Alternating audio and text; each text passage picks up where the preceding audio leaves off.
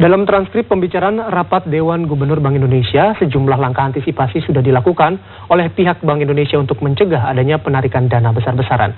Di antaranya dengan berkomunikasi dengan pimpinan media untuk mencegah pemberitaan yang negatif. Selain itu, dalam transkrip tersebut disebut juga nama pengamat ekonomi Iksanuddin Nursi. Karena kan ini kita beberapa kali mengatakan ini masalah teknis, meskipun beberapa redaktur pelaksana yang sudah kenal sama kita, mereka tahu gitu Pak. Jadi memang mereka mengatakan Pak ya masalah teknis ini, tapi kan kita mengatakan ya tolong dibantu deh, ini kan sudah bukan masalah ini gini. Nah, jadi ini yang mungkin nanti kalau memang itu kejadian yang hari Jumat itu Pak, jadi memang udah nggak bisa kita mengatakan yang lain lagi. Mungkin kita malah dengan Pemret kita separuhnya backing mereka untuk do us a favor, sama-sama menjaga pemberitaan gitu loh Pak, bahwa ini memang kalau pemberitaannya nggak benar ini akan merusak the whole system. Jadi memang harus udah agak sedikit buka, karena memang nggak bisa terhindar gitu, karena mereka sendiri sudah tahu bahwa bank ini kan juga bukan karena krisis tetapi udah lama gitu. Beberapa mereka udah paham. Yang pendapat pakar-pakar kalau mau jadi hambatan bagi investor ya kita bantu, jangan sampai kalau ketakutan karena aspek politik, aspek kita yang memojokkan. Ada satu Pak yang dikhawatirkan dia akan komentarnya negatif nanti. Iksanuddin Nursi. Tapi dia ya gitu. Enggak. Kalau bobotnya enggak, hanya noisinya aja. Namanya juga Nursi. Sekarang yang mod. Kesaksian Budiono dalam sidang lanjutan skandal Bank Senturi membuka lembaran baru kasus ini. Melalui rekaman percakapan rapat Dewan Gubernur Bank Indonesia, nampak terjadi silang pendapat terkait penetapan peraturan Bank Indonesia di saat upaya penyelamatan Bank Senturi. Dan tidak hanya itu, pihak Bank Indonesia juga berkomunikasi dengan media untuk mencegah adanya penarikan dana besar-besaran. Dan untuk memperbincangkan peliknya kasus Senturi, kita segera berbincang dengan pengamat ekonomi Iksanuddin Nursi, kemudian juga Pak Pandey Rajasiralahi, ekonom CSIS, dan juga telah bergabung sama kami mantan Menteri Keuangan Rizal Ramli di studio Wisma Nusantara. Selamat petang Bapak-Bapak. Selamat petang Pak Rizal. Selamat petang Pak Mita. Baik, saya ke Pak Rizal terlebih dahulu. Pak Rizal, hari ini tercatat sejarah Wakil Presiden pertama kali yang kemudian hadir di persidangan dalam kasus Senturi, begitu Pak Rizal. Apa poin yang paling Anda tangkap dalam kesaksian Budiono pada hari ini? Saya mohon maaf, Pak Budiono tuh masih muter-muter ya. Karena sebetulnya masalahnya jauh sangat sederhana. Bank ini tidak pantas untuk di bail out. Karena satu, bank ini sudah dari dulu bermasalah. Tinggal ditutup aja kok, ribet amat gitu lah. Yang kedua, bank ini bank relatif kecil, yang kalaupun ditutup, dampaknya itu nyaris tidak ada apa-apanya. Karena argumen sistemik ini argumen yang sama sekali sangat menyesatkan. Saya pernah sebagai Menko menyelamatkan Bank BII yang 6-7 kali lebih besar dari Bank Senturi, dan itu kita lakukan tanpa bailout sama sekali. Ya, saya minta Bank Mandiri buat ambil over supaya ada umbrella of confidence, kita ganti manajemen, dan take over sementara ini membuat uang kembali ke dalam sistem. Nah, Bank BII pada waktu itu jauh lebih besar daripada Bank Senturi.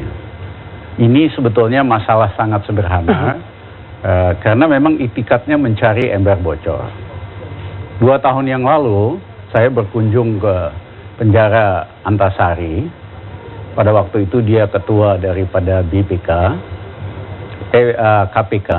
Dia cerita bahwa suatu hari Pak Budiono datang sebagai Gubernur Indonesia, meminta izin untuk bail out Bank Indover di negeri Belanda sebesar 5 triliun.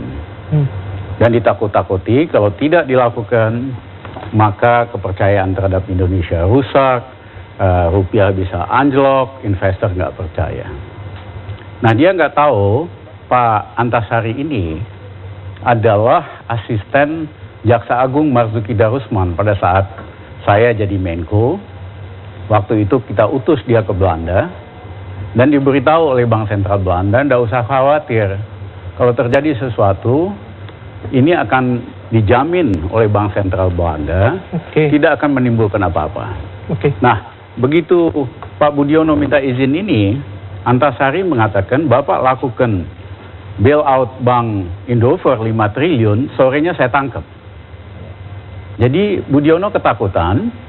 Nah, berapa waktu kemudian dicari ember kosong lain, yaitu Bank Senturi, yang sebetulnya kebutuhan dananya hanya sebesar dana pihak ketiga, sekitar 2 triliunan. Kok bisa di bailout 6,7 triliun? Dari situ sudah sangat jelas bahwa ini memang upaya untuk membobol bank. Pak Rizal, maaf.